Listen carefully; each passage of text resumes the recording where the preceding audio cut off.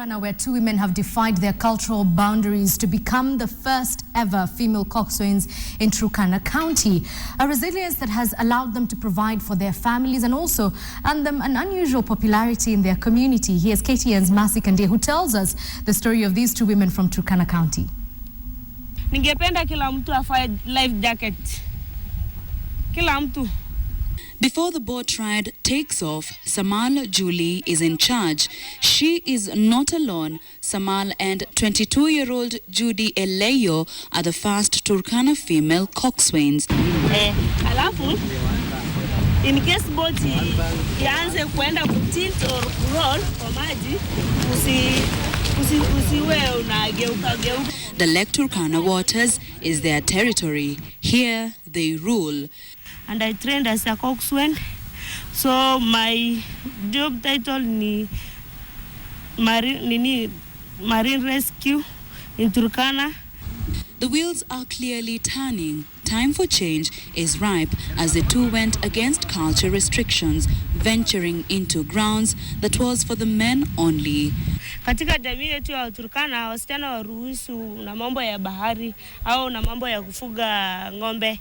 Lakini sasa kwa jamii yetu ya Turkana, wasichana wanaruhusiwa kukaa nyumbani, kufuga mbuzi nyumbani, lakini mambo ya bahari vile walisikia mimi nimeenda mambo ya bahari walishangaa sana. Tulienda huko, tuliulizwa maswali mengi na community. Mlikuwa mmeenda kufanya nini huko? So tukawaambia tumeenda mambo na bahari. Sasa tulirudi huko tukaambia hivyo, so walishangaa sana. Mbona mlienda hiyo mambo ya bahari na ni wanaume peke yao ndio huwa wanaenda kusomea hiyo course? With a competitive job market, who could choose what comes one's way, they were taken for training in Mombasa by the Kerio Valley Development Authority. The coxswain, 5 of them. We have 2 Turkana ladies who've been trained and 1 man. And these are the people we based in Kalokol. We also have 2 other coxswain who will be in Tukwel to help the fishermen in Tukwel Dam, also for rescue mission. Nilisoma mengi sana kuhusu mambo ya bahari na sasa niko na roho ya kuokoa mtu na kufunza wavuvi mambo ya kujiokoa, mambo ya safety awareness in lake, mambo ya kuishi kwa maji, mambo ya ku-offload boat na mambo ya tackle mambo ya tidal effects. Today is one of the good days they get to carry the county government, an honor they say, ready at all times to save and carry out rescue missions. This lake is heavily utilized by fishermen, heavily utilized by people traveling between Turkana and Marsabit, various parts of Marsabit. Rescue teams to support and assist people who are doing various activities within the lake. They love what they do, wanting to pursue their education further and encourage even more women to venture into new waters, the hope of the Turkana woman shining even more. Myles Munroe, KTN, Turkana County. What a remarkable story. Remember, you can catch all these stories on our YouTube page. That's youtube.com/KTN Kenya. Now, chemistry is really not the easiest of subjects to master, but as it turns out, in this very harsh economy, it can also make you very rich. In the past week, we also learned that due to these challenging economics, even the president has to pay bus fare. Here's Mock the Week.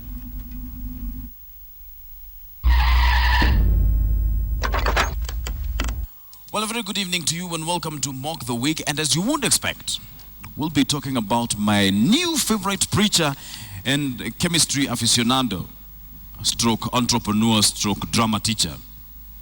This guy, his name is Victor Kanyari, and the hard work that, he's doing to help Kenyans. But first, let's talk about this fellow, the engineer Michael Kamau, who is the cabinet secretary in charge of transport. President Uhuru Kenyatta decided to have a new matatu route created because, he's president and he can do that. It's in the constitution. Go check it. The power to create matatu routes at will. Anyway, a new matatu route from State House to the KICC was created and passenger 1 took off. Here's the thing about matatu people, and this is what you expect of them. Even when you do them a favor, like say, create a new route for them, you don't expect those favors to be reciprocated. You still have to pay your fare. So President Uhuru Kenyatta dutifully paid his 30 shillings. But there was a small problem. Transport Cabinet Secretary Engineer Michael Kamau was photographed by security cameras installed in the matatu, having boarded a vehicle that was already full. Why he still has his job, we don't know. Anyway, the president forgot to inform the rest of us that the route had been created for just one day, because we found this guy standing outside State House waiting for that matatu to pass by again. But only a miracle would save this poor soul. This was also a week during which people like myself who went to chemistry classes to daydream discovered that there is a substance called potassium permanganate. And that, you know, if you play your cards right, it can make you this happy. Or even this happy. It was also discovered that the self-proclaimed prophet Dr. Victor Kanyari has long been doing funny business and being quite touchy with the women in his congregation who were not exactly his wife. Yes, this is Kanyari at his best, playing doctor with this woman's breasts, and what better way to check for pain than to fondle the part where the pain is being felt, especially if it's on the breasticular region. He then flashes his million-shilling smile to confirm what he will do to those things crawling inside them. We'll deal with them circumferently. Here's the thing. I honestly don't know why everybody is so angry at this brilliant character. He's just a hard-working Kenyan using potassium permanganate to make money. Watu wanasema ya kwamba mapasta niwezi. Si basi wacha hata nikuibie mara moja. Kama nikuiba si wacha nikuibie leo. That's all. He's just hard-working. And speaking of hard work, let's now talk about Gor Mahia. We are the champion! It was also a week when we also discovered that Gor Mahia fans can be excited without destroying anything.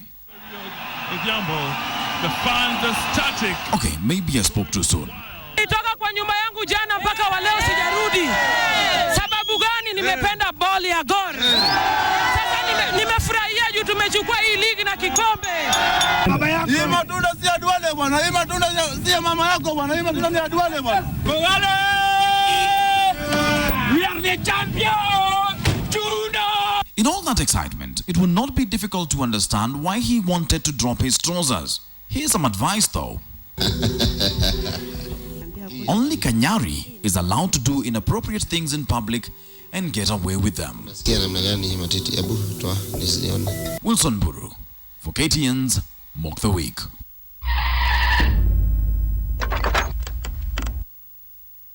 From Mock the Week, we go to a rather sad story that developed earlier today. American televangelist and motivational speaker Dr. Myles Munroe is dead. Now, Munroe, who was in Kenya for a series of talks about 3 weeks ago, died alongside his wife and 7 other people after his plane crashed while trying to land at the Grand Bahamas International Airport. He was on his way to the Global Leadership Forum that was planned for November 10th to 13th. Munroe was a guest on Jeff Koinange Live on October 11th, or rather on October 16th, during which he challenged Kenyans to die empty because there's nothing left. This would turn out to be one of his very last media interviews. The 60-year-old has published more than 100 spiritual and inspirational works, with 49 of his books being bestsellers. He has been described as a prolific best-selling author, an internationally renowned preacher, and of course, a business coach. Every successful person has a story. Their story is more important than their success. Don't ever be jealous of a successful person because you don't know their story. If you're going to pursue your dream, there's going to be a price you have to pay. So there are 3 words I use to define how I manage my life. The first word is prioritize. The second word is organize. And the third word is discipline. You must prioritize your life. You must decide what do you want to accomplish in life. Document your purpose, design your destiny, put on paper what your plan for your life is. If you don't do that, you'll never prioritize your life. Once you know where you're going, you also know where you don't want to go. The greatest distraction to people is good things, not bad things. If you're going to be successful, you must be able to say no to good things, not just bad things, because good may not be right for you. Right has to do with what takes me to my destiny. That's why I write a lot on the word purpose. Purpose is really discovering why you were born. And I am convinced, Jeff, that every human being was born to specifically solve a problem in their generation. Your work is different from your job. And your purpose is your work. What's the difference between a job and a work? Well, your job is what they pay you to do. Your work is what you were born to do. Your job is your skill. Your work is your gift. Your job you can retire from. Your work you can retire from. Your job is your employment. Your work is your deployment. You, Jeff, told me a few moments ago, I used to work as a flight attendant. Correct. That was a job, but that wasn't your work. Your work was your gift. Your gift was your voice. Your voice took you where you are now. So your gift never leaves you. That's why you can't retire from your voice. And no one can ever take your gift away from you, right? You can never fire a man from his work, only from his job. That's why I can never be fired again as long as I live. Right. Because I've become deployed, not employed. I'm just looking at the wires now, and his private jet, which he was on together with his wife, reportedly struck a crane at the Grand Bahama shipyard, exploding on impact. Investigations are, however, still ongoing as to what may have caused the crash, something which has not yet been determined. Back home, the Ministry of Devolution and Planning has launched the National Socioeconomic Atlas Report. Now, this is a policy tool that will provide fact-based insights and will be an invaluable input policy for decision-making and planning at both the national and county levels of government. Now, speaking during the launch, the Cabinet Secretary for Devolution and Planning, Anne Waiguru, pointed out that the Atlas will provide data in a very comprehensive and also detailed manner.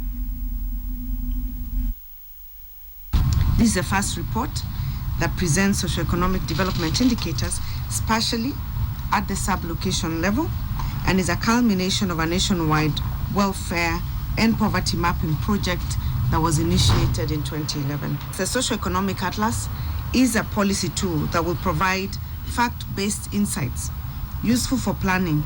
In addition, the Atlas will be an invaluable input for policy and decision-making at all levels of governance. As a matter of fact, the County Government Act number 17 of 2012, Part 6, obligates counties to develop a 10-year geographical information system based spatial plans, which are envisaged to drive county governance. The reason why, when I first saw the Atlas done for another country, the reason why I was so enthusiastic is because it makes statistics understandable for the people. It's not enough to have just the numbers and to be able to list the numbers, and normal mortals will not understand what this is about. But once you see it in a way, depicted in a way that is really understandable, statistics then help plan, help understand what is going on. And that is the big difference. Lawyers in the case involving the auctioning of the Nguruman Ranch in Shompole, which is in the Rift Valley, intend to enjoin 10,000 other people to boost their case.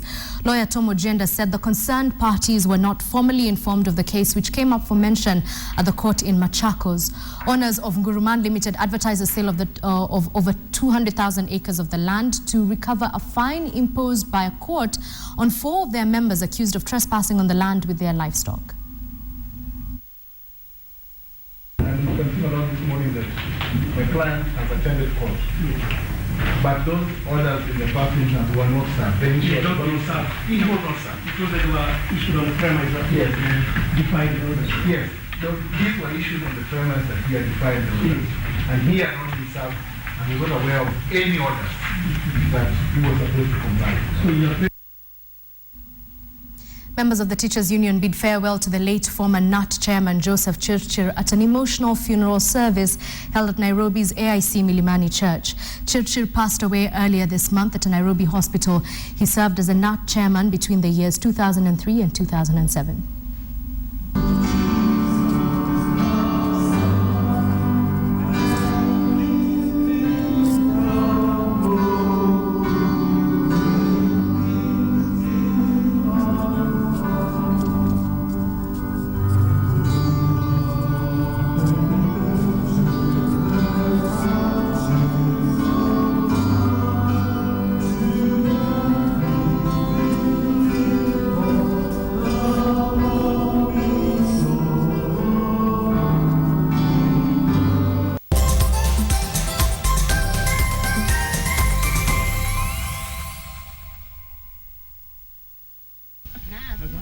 The government should ensure at all times NCPP is given enough funds so as to mop up all the maize which has been planted and harvested by the cereals farmers in the entire North Rift and the country at large. Because currently the allocated amount of 2.7 billion, if they are going to buy maize at 3,000 a bag, 90 kg bag, that is going to buy less than 1 million bags. Well, maize farmers are an unhappy lot, but dairy farmers could be looking at an optimistic future after milk processor Brookside inked a deal with Commercial Bank of Africa and Car in General as it steps up its milk collection operation around the country. Now, this deal will see potential milk collectors get a 430,000 shillings loan from CBA to buy specially fabricated tuk-tuk trucks to collect milk. Brookside is targeting dairy production groups with a facility with the hope of cutting down losses as the trucks have an ability to access narrow feeder roads at a fuel consumption rate of 1 litre for 36 kilometers.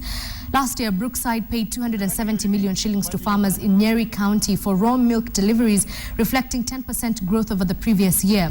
Now, the company attributes the increase in earnings to a sustained campaign to encourage farmers to grow daily production volumes in both quantity and quality. The vehicle can be able to carry up to about a ton, but we normally recommend that the capacity should be about 500 kilos. And the beauty about this tuk-tuk is that it's able to carry even small amounts of milk, unlike now the other vehicles that we normally hire. And it's also very economical in terms of fuel consumption. Do remember to log on to www.standardmedia.co.ke. That's actually what I'm on right now, trying to figure out what stories are on, which ones are being updated. And you can also do this by following us on Twitter at KTN Kenya. Here now is your Did You Know fact. Did you know Dropbox CEO Drew Houston advised to his younger self would be a tennis ball and the number 30,000. He was 24 when he realized the average person lives 30,000 days and 8,000 of his days were already gone. The tennis ball is a reminder to go after what you want the way a dog chases a ball because you've only got 30,000 days to catch it. It's a long Did You Know fact, but there's more coming your way tomorrow and later this week, so I hope to see you then. Until then, I'm Edith Kimani. Good afternoon.